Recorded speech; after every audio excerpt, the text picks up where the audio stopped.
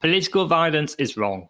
No matter which way you look at it, if you have people attacking politicians or their families or their property, this is a sign that something seriously wrong is going on in that society. Now, 2020 saw an unprecedented amount of these attacks of political violence, almost all the result of left-wing zealots. Destruction of public and private property was commonplace, assaults and attacks on conservatives the norm. But it's often said the revolution swallows its children, and this seems to be the case here, because Nancy Pelosi has had her house attacked by the very same left-wing fanatics that she enabled. Very little sympathy for her. Doesn't mean it's correct or right, though.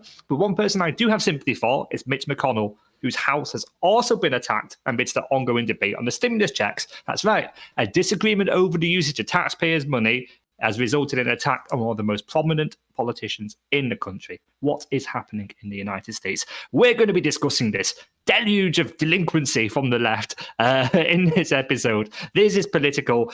Please do drop a like, subscribe, and comment as usual. But with no further ado, Ian, tell us what's happened to old Mitch and Nancy. Yeah, so we've got this one. We're bringing you this from the Daily Mail. And like I said, we're going to get to the Nancy Pelosi in a moment, but let's talk about this one first. So in the Kentucky home of Senate leader Mitch McConnell was vandalized just days after he refused to allow the upper chamber to vote on boosting stimulus checks to $2,000.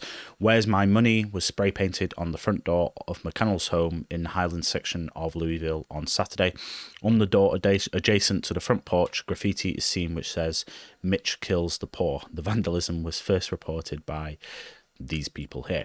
A spokesperson for Louisville Metro Police Department told DailyMail.com that the incident happened at around 5 a.m. on Saturday.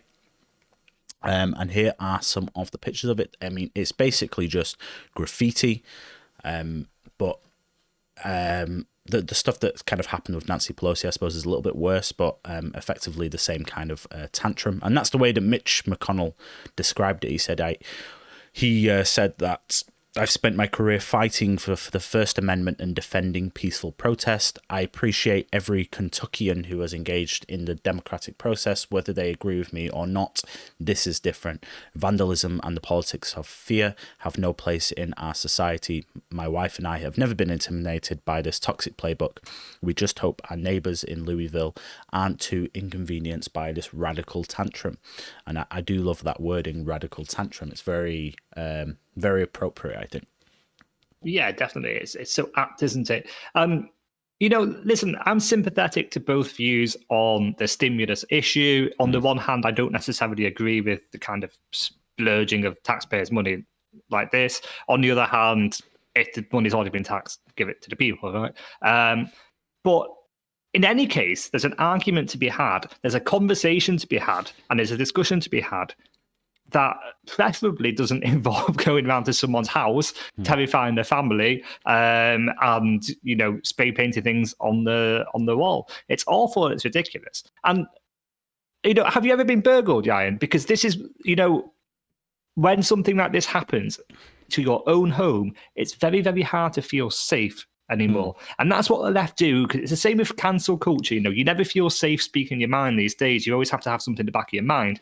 But now, if you have a minor disagreement on economic policy, well, yeah, you got to feel safe, and you've got to make sure they're trying to condition us into thinking the right way, aren't they? Yeah, certainly. I know what you mean by that. The kind of that is there is a word for it, isn't it? It's called terrorism, and this is kind of a political terrorism, I suppose. It seems extreme to use that word, but I mean, there is no better word to describe it in many ways. They're trying to obviously intimidate him, make him feel unsafe. This isn't Mitch McConnell's first time on this rodeo. I'm sure he has been, attacked in many different ways over his political career, and it's wrong to do this. Like you say, sympathetic to both sides. I don't really know. With the look, Trump is pushing for the $2,000. I think,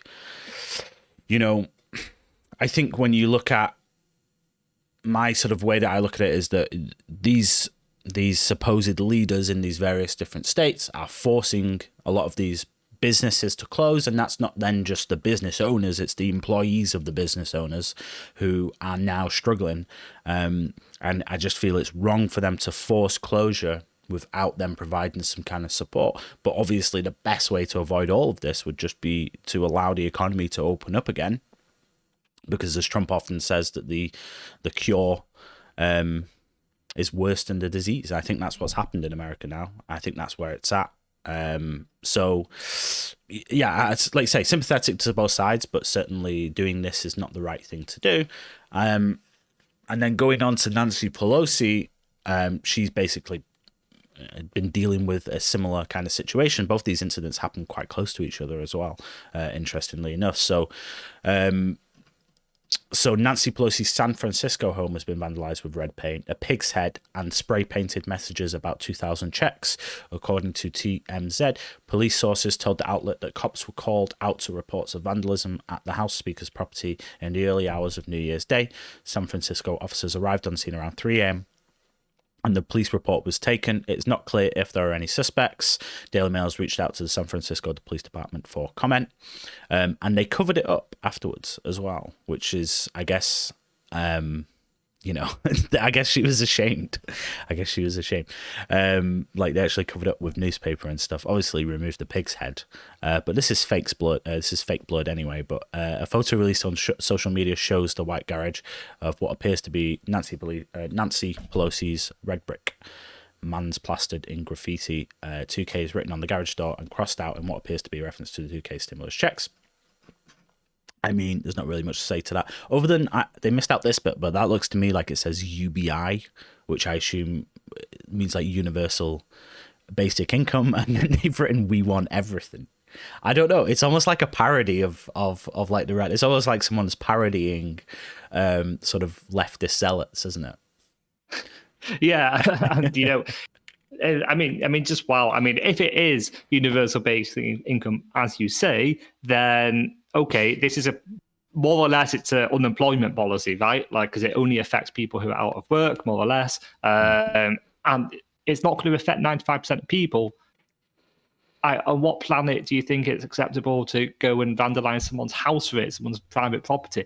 It really is this crazy, and it's so sad as well, because these are kind of ideas that should be debated. They shouldn't be, because when I think of universal basic income now, how can I not have this image of Nancy Pelosi's garage in my head? Okay, these ideas become corrupted and tainted by the people who eschew them, which is why you'll find me, if somebody starts coming up to me and advocating very left-wing ideas, I'm gonna have to take them with a bit more of a pinch of salt.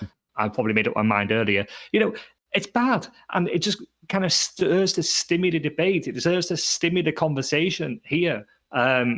Listen, with Nancy, like I said in the introduction, I don't have very much sympathy for her. A part of me inside probably is, secretly gleeful that she has to spend a bit of money getting her house done up again. But this is wrong. It shouldn't happen, and it's terrible that it's happened. Yeah, the important thing, I think, because we said this during leading up to the election, and I think I want to be very consistent in my feelings and try and not like kind of let, like you say, you have that kind of like little bit of glee that this has happened to her. But I mean, I try not to let those things influence me. Ultimately, I still believe in that principle of political violence is not necessary unless you're facing tyranny. I don't think we've necessarily reached that moment. So it is wrong. But we said in the election and building up to the election that this sort of thing is going to become sort of a regular occurrence now, because they've emboldened and enabled the angry mob of, zealots, leftist zealots, who are demanding all of these kind of things. They're striving for their socialist utopia, and they have an ends justify the means mentality. They've been enabled, they've been emboldened by the left politicians pandering to them because they wanted to win the election, and that's now basically unleashed them upon everyone. And Mitch McConnell is a victim of that, and Nancy Pelosi is now a victim of that, and there will be many more victims of that in time to come as well, I'm sure. Many more victims. Yeah. And on that note, let's close off the video. Thank you very much, everyone, for watching. As always, please do hit us with a like and subscribe. If you enjoyed the content, give us a comment down below. And yeah, we'll see you in the next one.